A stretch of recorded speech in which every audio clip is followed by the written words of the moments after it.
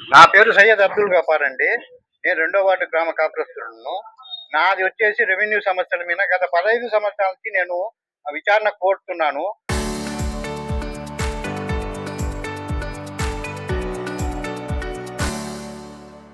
మార్కాపురం టౌన్లో 345, 346, 347 2B1, 2B2 ఈ నంబర్లలో survey నంబర్లలో అప్పటి 2013లో అప్పటి ఆర్ఐ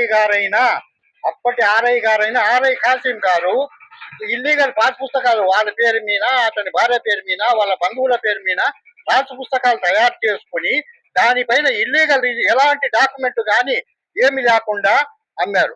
దాన్ని వచ్చేసి ఈ నాగూరు మాజీ మున్సిపల్ చైర్మన్ నాగూరు మీరావళి మరియు చాతరాజుపల్లి మోహన్ అనువారులు వీటి మీద ఎలాంటి నాలా పన్ను కానీ, వెంచర్ అనుమతులు కానీ, లింక్ డాక్యుమెంట్లు కానీ లేకుండా రిజిస్టర్లు జరిపి విచారణకు అడ్డుపడుతూ విచారణ జరపకుండా రాజకీయ కారణాలతో నన్ను ఆపుతూ ఇక్కడ కట్టడాలు ఆ సర్వే నంబర్ల మీద కట్టడాలు జరుగుతున్నాయని చెప్తున్నా కానీ పట్టించుకున్న నాదుడు లేడు.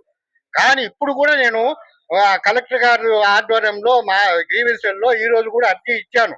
నా మీద 345, 46లో నేను స్థలం మీదకి పోతే మా ఈ మున్సిపల్ మున్సిపల్ చైర్మన్ గారైన నాగూరు మీరావళి గారు మాజీ రౌడీ షీటర్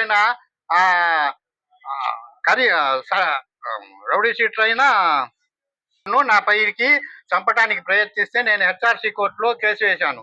దానికి సంబంధించిన అన్ని నా దగ్గర ఉన్నాయి ఎవిడెన్స్.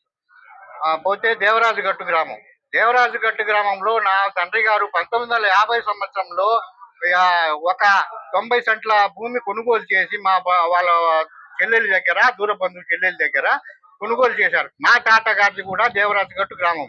మా తాతగారికి దేవరాజుగట్టంలో ఆర్ఎస్ఆర్ రికార్డు దాఖలా ప్రకారము 35 ఎకరాలు కలదు.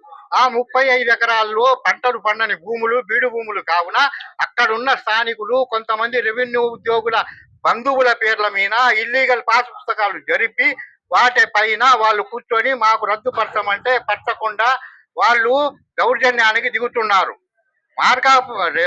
దేవరాజుగట్టు గ్రామంలో 500 ఎకరాలు ఇల్లీగల్ పాస్ పుస్తకాలు ఉన్నవి. అక్కడున్న భూమిలో దాదాపు 33% ఇల్లీగల్ పాస్ పుస్తకాలు.